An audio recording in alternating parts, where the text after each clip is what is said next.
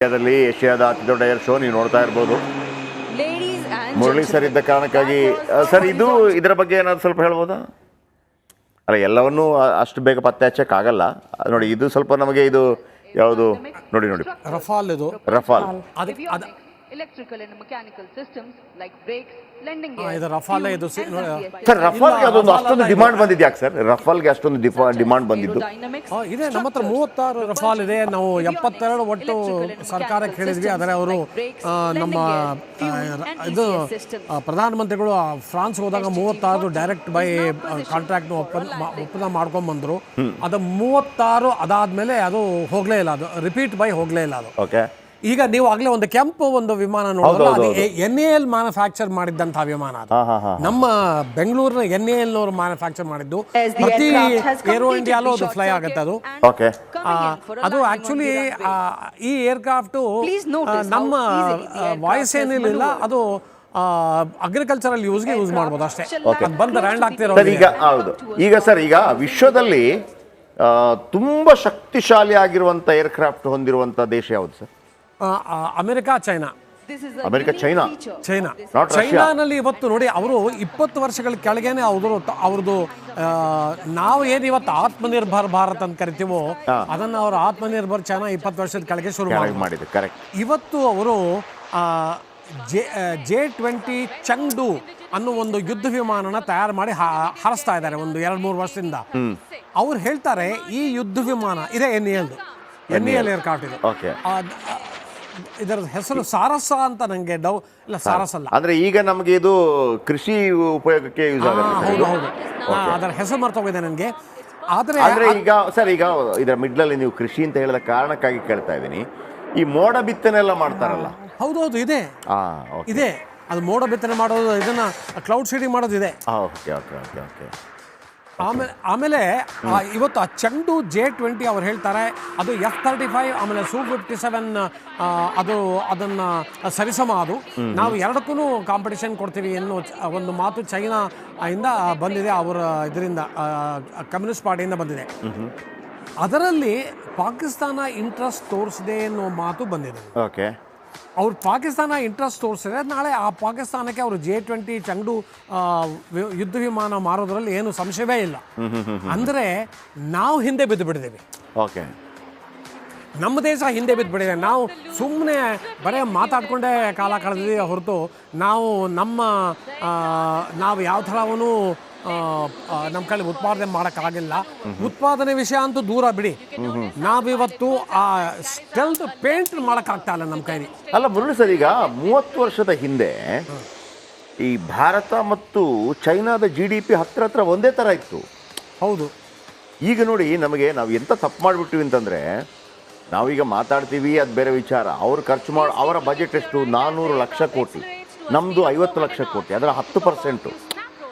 ಅಂದರೆ ಆ ವೇಗ ನೀವು ಹೇಳಿದ್ವಿ, ಆತ್ಮನಿರ್ಭರ್ ಚೈನಾ ಅವರು ಮಾಡಿದ ಕಾರಣಕ್ಕಾಗಿ ಆ ಥರ ಆಯಿತು ಅಂತ ಹೇಳಿ. ಸೊ ಈಗ ನಾವು ಸಮ್ಟೈಮ್ಸ್ ಲೇಟ್ ಆಗಿರುತ್ತೆ, ಲೇಟೆಸ್ಟ್ ಆಗಿ ಮುಂದುವರಿಬೇಕಾಗತ್ತೆ. ನಮ್ಮಲ್ಲಿದ್ದಂಥ ಈ ಸಮ್ಮಿಶ್ರ ಸರ್ಕಾರಗಳು ಒಮ್ಮೆ ಕಿರಿಕಿರಿ ಮಾಡ್ತಂತ ಅನಿಸುತ್ತೆ. 90s 2000 ಇಸ್ವಿ ತನಕ, 2005 ತನಕ ಕೂಡ ಈ ಸಮ್ಮಿಶ್ರ ಸರ್ಕಾರಗಳಿದ್ದಾಗ ಕೆಲವು ಖಡಕ್ ನಿರ್ಧಾರಗಳನ್ನು ಕೈಗೊಳ್ಳೋಕ್ಕಾಗೋದಿಲ್ಲ. ಸ್ಥಳೀಯವಾಗಿಯೇ ನಾವು ಸಮಸ್ಯೆಗಳು ಈವನ್ 2014 ತನಕ.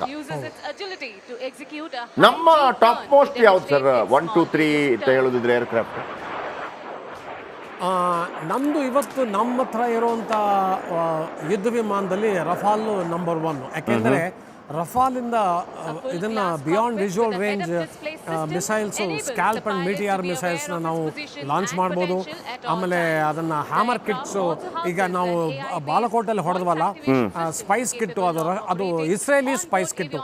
ಅದೇ ಥರ ಫ್ರೆಂಚ್ ಕಿಟ್ಟು, ಹ್ಯಾಮರ್ ಕಿಟ್ ನಮ್ಮ ಹತ್ರ ಇದೆ. ಅದು ಭಾಳ ಪವರ್ಫುಲ್ ಏರ್ಕ್ರಾಫ್ಟು, ಟ್ವಿನ್ ಇಂಜಿನ್ನು, ಭಾಳ ಸೇಫ್ ಏರ್ಕ್ರಾಫ್ಟು.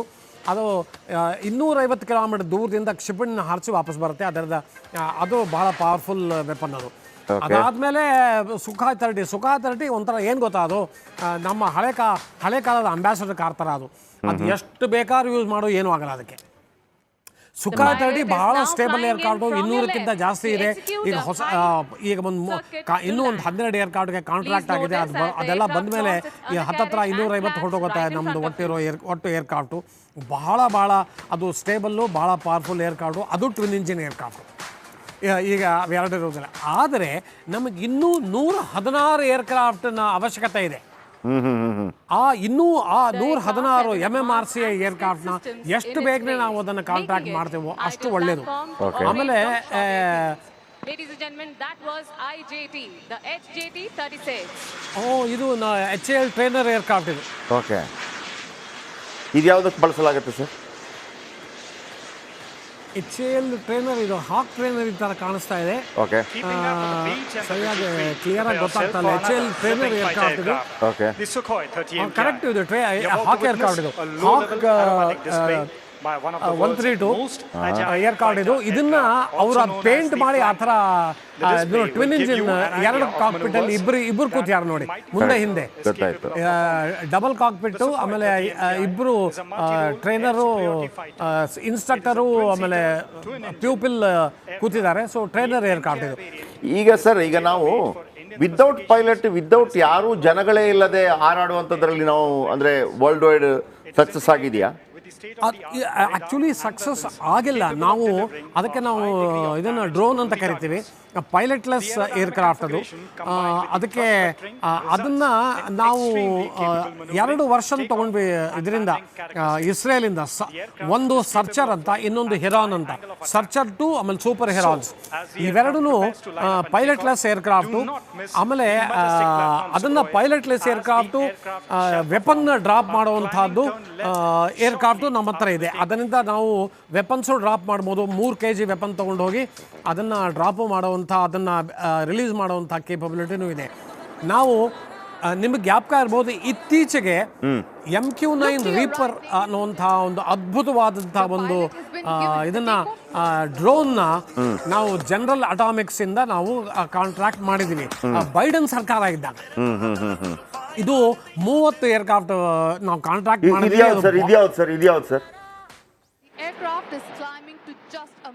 ಇದು MiG-29. MiG-29 ನೋಡಿ, ಸ್ವಲ್ಪ ಅದರದ್ದು ನೋಸು ಕೆಳಗಿದೆ ನೋಡಿ. MiG-20 ಇಲ್ಲ Su-30 ನೋಡಿ. Su-30ಗೂ MiG-29ಗೂ ಏನು ಡಿಫ್ರೆನ್ಸು ಅಂದರೆ, Su-30 200 ಮೀಟ್ರಲ್ಲೇ ಮೇಲೆ ಬಂದ್ಬಿಡುತ್ತೆ ನೋಡಿ. ಈಗ ಬಂತು ನೋಡಿ, ಅದು ಎರಡು ಒಂದೇ ಥರ ಕಾಣಿಸುತ್ತೆ. ಅದು ಎರಡಕ್ಕೂ ಟ್ವಿಲ್ ಟೇನ್ ಬೂಮ್ ಇದೆ. ಅದು ಸ್ವಲ್ಪ ನೋಸು ಬಗ್ಗಿದೆ. ಈ Su-30 ಏರ್ಕ್ರಾಫ್ಟು 200 ಮೀಟರ್ ಇದನ್ನು ಟ್ಯಾಕ್ಸಿ ಮಾಡಿ ರನ್ವೇ ಮೇಲೆ ಅದು ಮೇಲೆ ಹೋಗುತ್ತೆ. ಈಗ ಅವ್ರು ಫುಲ್ ಏರೋಬ್ಯಾಟಿಕ್ಸ್ ತೋರಿಸ್ತಾನೆ ಏರ್ಕ್ರಾಫ್ಟ್ ನೋಡಿ.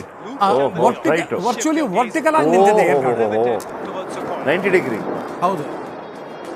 ಸೊ ಇದು ಮೊನ್ನೆ ಇದೇ ಥರ ನಾವು ನೋಡಿದ್ವಿ 2 ದಿವಸದ ಕೆಳಗೆ ಫುಲ್ ಡ್ರೆಸ್ ಏರ್ಸಲ್ಲಿ ಇದೇ ಏರ್ಕ್ರಾಫ್ಟ್. ಈಗ ಸರ್, ಈಗ ಈ ಪ್ಯಾಸೆಂಜರ್ ವಿಮಾನ ಎಲ್ಲ ನಾವು ನೋಡಿರ್ತೀವಲ್ವಾ, ಅದರ ಪೈಲಟ್ಗೂ ಇದರ ಪೈಲಟ್ಗೂ ಯಾವ ರೀತಿ ತರಬೇತಿಗಳು ವ್ಯತ್ಯಾಸ ಇರುತ್ತೆ? ತರಬೇತಿ ನಮ್ಮ ಪೈಲಟ್ಸ್ಗೆ ತರಬೇತಿ ಭಾಳ ಇಂಟೆನ್ಸ್ ತರಬೇತಿ ಕೊಡ್ತಾರೆ. ಅವ್ರಿಗೆ ಮೊದಲನೇದಾಗಿ ಅವ್ರನ್ನ ಪೈಲಟ್ ಆಗಿ ತಗೊಂಡಾಗ ಇಲ್ಲೇ ನಮ್ಮ ಬಿದರ್ನಲ್ಲೇ ಅವ್ರಿಗೆ ಟ್ರೈನಿಂಗ್ ಕೊಡ್ತಾರೆ. ಇಲ್ಲಿ ನಮ್ಮ ಇದರಲ್ಲಿ ದಿಂಡಿಗಲ್ಲಲ್ಲಿ, ಆಮೇಲೆ ಬಿದರಲ್ಲಿ ಅವರು ಪೂರ್ತಿ ಟ್ರೈನಿಂಗ್ ತಗೋತಾರೆ. ಆಮೇಲೆ ಅವರು ಬೇಕಾ ಫೈಟರು ಅಥವಾ ಟ್ರಾನ್ಸ್ಪೋರ್ಟ್ ಸ್ಟ್ರೀಮ್ಗೆ ಹೋಗ್ತಾರೆ. ಅಲ್ಲಿ ಒಂದು 6 ವರ್ಷಗಳ ಟ್ರೈನಿಂಗು ಅಲ್ಲಿ ಫೈಟರ್ ಸ್ಟ್ರೀಮಲ್ಲಿ, ಒಂದು 3-4 ವರ್ಷಗಳ ಟ್ರೈನಿಂಗು ಟ್ರಾನ್ಸ್ಪೋರ್ಟ್ ಸ್ಟ್ರೀಮಲ್ಲಿ ಅಥವಾ ಹೆಲಿಕಾಪ್ಟರ್ಸಲ್ಲಿ. ತುಂಬಾ ಟ್ರೈನಿಂಗ್ ಮೇಲೆ ಇದನ್ನು ಧ್ಯಾನ ಕೇಂದ್ರೀಕೃತವಾಗಿರುತ್ತೆ. ನಮ್ಮ ಫೋಕಸ್ ಎಲ್ಲ ಇರುತ್ತೆ ಅದ್ರ ಮೇಲೆ ನೋಡಿ. ಅವ್ರಿಗೆ 10-15 ವರ್ಷ ಆದಮೇಲೆ ಅವ್ರನ್ನ ಒಳ್ಳೆ ಪೈಲಟ್ ಅಂತ ನಾವು ಹೇಳಕ್ಕೆ ಸಾಧ್ಯ. ಈಗ ಮುರಳಿ ಸರ್, ಯಾರೋ ಒಬ್ಬ ಹುಡುಗ ಈಗ 8ನೇ ಕ್ಲಾಸು 9ನೇ ಕ್ಲಾಸ್ ಓದ್ತಾ ಇದ್ದಾನೆ ಅಂತ ತಿಳ್ಕೊಳ್ಳಿ. ಈಗ ಇದನ್ನ ನೋಡ್ತಾ ಇದ್ದಾನೆ ಅಂತ ತಿಳ್ಕೊಳ್ಳಿ. ಅವನೀಗ ಇದರ ಪೈಲಟ್ ಆಗಬೇಕು ಅಂತಂದ್ರೆ ಅವನ ಸ್ಟಡಿ ಏನಿರಬೇಕು? ಆಕ್ಚುಲಿ ಇವತ್ತು ನಮ್ಮ ಏರೋ ಇಂಡಿಯಾನಲ್ಲಿ ಏನೇನು ಏರ್ ಶೋ ಆಗ್ತಾ ಇದೆ, ಅದು ಇಂಥ ತರುಣನ್ಗೆ ಇಂಥ ನಮ್ಮ ದೇಶದ ಯುವಕರನ್ನ ಅಟ್ರಾಕ್ಟ್ ಮಾಡಕ್ಕೆ ಆಗ್ತಾ ಇರೋದು. Correct, exact. ಅದನ್ನ ನೋಡಿ ನೀವು ನೋಡಿ, ನಾವು ಈ ತರ ಹಾರಿಸ್ತೀವಿ ಏರ್ಕ್ರಾಫ್ಟ್ ನ, ಈ ತರ ಇದನ್ನ ಸೂಪರ್ಸಾನಿಕ್ ಯುದ್ಧ ವಿಮಾನಗಳನ್ನ ಹಾರಿಸ್ತೀವಿ, ನಾಳೆ ನೀವು ಹಾರಿಸ್ಬೋದು, ನೀವೂ ವಾಯುಸೇನೆಗೆ ಸೇರ್ಕೋಬಹುದು ಅನ್ನುವಂಥ ಒಂದು ಮೆಸೇಜ್ ಕೊಡ್ತಾ ಇದ್ದಾರೆ ನಮ್ಮ ದೇಶದ ಪೈಲಟ್ಸು. ಇವರು the ambassadors of Indian air force, ಇವರು ನಮ್ಮ ದೇಶದ ರಾಯಭಾರಿಗಳು. ಇವರು ಅವ್ರು ಹೇಳ್ತಾ ಇದ್ದಾರೆ, Do notice as the aircraft shall re-engage his afterburners for a rapid speed up. ನೀವು ಕೇಳಿದ್ರಿ, ಒಬ್ಬ ಚಿಕ್ಕ ಹುಡುಗ, ಅವನು NDA ಮೂಲಕ ಆದರೂ ಬರ್ಬೋದು ಅಥವಾ ಅವನು ಗ್ರ್ಯಾಜುಯೇಟ್ ಆದರೂ ಬರ್ಬೋದು. NDA ಮೂಲಕ ಬಂದರೆ ಅವನಿಗೆ ಅವನದು ಕರಿಯರ್ ಸ್ಮೂತ್ ಆಗಿರುತ್ತೆ. ಅವನು NDAನಲ್ಲಿ ಚೆನ್ನಾಗಿ ಪರ್ಫಾರ್ಮ್ ಮಾಡಿದ್ರೆ, NDA ಮೂಲಕ ಬರಬೇಕು ಅಂತಂದ್ರೆ ಹೆಂಗೆ? SLC PUC ಅದು NDA ಅಂದರೆ ಅವ್ರಿಗೆ ಇದನ್ನ 10+2 ಮಾಡಿಕೊಂಡು NDAಗೆ ಬರ್ಬೋದು. ಓಕೆ. ಆಮೇಲೆ ನಮ್ಮ ಬೆಂಗಳೂರಿನಲ್ಲೇ ಬೇಕಾದಷ್ಟು ಟ್ರೈನಿಂಗ್ ಸೆಂಟರ್ಸ್ ಇದೆ. ಆ ಟ್ರೈನಿಂಗ್ ಸೆಂಟರ್ಸಲ್ಲಿ 2 ವರ್ಷ ಟ್ರೈನಿಂಗ್ ತೊಗೊಂಡು NDA ಇದನ್ನು SSB ಅವರು ಪಾಸ್ ಮಾಡಿ NDAಗೆ ಸೆಲೆಕ್ಟ್ ಆಗಿ ಖಡಕ್ವಾಸ್ಲಾಗೆ ಹೋಗಿ ಅಲ್ಲಿ 3 ವರ್ಷ ಟ್ರೈನಿಂಗ್ ಮಾಡಿ ಆಮೇಲೆ ಅವ್ರಿಗೆ ಏರ್ಫೋರ್ಸ್ ಅವ್ರಿಗೆ ಸ್ಟ್ರೀಮ್ ಅವರು ಕೊಟ್ಟರೆ ಅವರೆಲ್ಲರೂ ದಿಂಡಿಗಲ್ಲಿಗೆ ಬರ್ತಾರೆ ಏರ್ಫೋರ್ಸ್ ಅಕಾಡೆಮಿಗೆ. ಅವರು ಟ್ರೈನಿಂಗ್ ಶುರು ಮಾಡ್ತಾರೆ, ಪೈಲಟ್ ಟ್ರೈನಿಂಗ್. ಓಕೆ, NDA ಮಾಡಿದವನು ಓಕೆ, NDA ಮಾಡದೇ ಇದ್ದವನಿಗೆ ಬರಬೇಕು ಅಂತಂದ್ರೆ ನೋಡಿ, ಅದು ಮೊದಲು ಆ ಥರ ಇದನ್ನ ಪ್ರಾವಿಷನ್ಸ್ ಇರಲಿಲ್ಲ. ಈಗ ಪ್ರಾವಿಷನ್ಸ್ ನಮ್ಮ ಸರ್ಕಾರ ಮಾಡಿದ್ದಾರೆ, ನಮ್ಮ ದೇಶದ ಸರ್ಕಾರ. ನೀವು ಗ್ರ್ಯಾಜುಯೇಟ್ ಆಗಿ ಅದನ್ನು ನೀವು ಪೈಲಟ್ ಕನ್ವರ್ಷನ್ಗೆ ನೀವು ಅಪ್ಲೈ ಮಾಡ್ಕೋಬೋದು. ಇದು UPSC ಮೂಲಕ. ಆಗ ಸೆಲೆಕ್ಟ್ ಮಾಡ್ತಾರೆ. ಸರಿಯಾಗಿ ಅವ್ರದ್ದು ಮೆಡಿಕಲ್ ಎಲ್ಲ ಕ್ಲಿಯರ್ ಆದರೆ ಅವ್ರನ್ನ ಡೈರೆಕ್ಟ್ ಎಂಟ್ರಿ ಪೈಲಟ್ಸ್ ಮಾಡ್ತಾರೆ. ಡೆಫಿನೆಟ್ಲಿ. ನಾನು ನಮ್ಮ ಯುವತಿಯರಿಗೆ ಹೇಳೋದು, ನಿಮಗೆ ಇಂಥದ್ರಲ್ಲಿ ಇಂಟ್ರೆಸ್ಟ್ ಇದ್ರೆ +2 ಆದ ನಂತರ ಅಂದರೆ PUC ಆದ ನಂತರ NDA ಮುಖಾಂತರ ಭಾಳ ಸುಲಭ ನಿಮಗೆ. NDA ಅನ್ನುವಂಥ ಒಂದು ಕೋರ್ಸ್ ಇರುತ್ತೆ. ನನ್ನ ಕೆಲವು ಫ್ರೆಂಡ್ಗಳು ಕೂಡ ಅಂದರೆ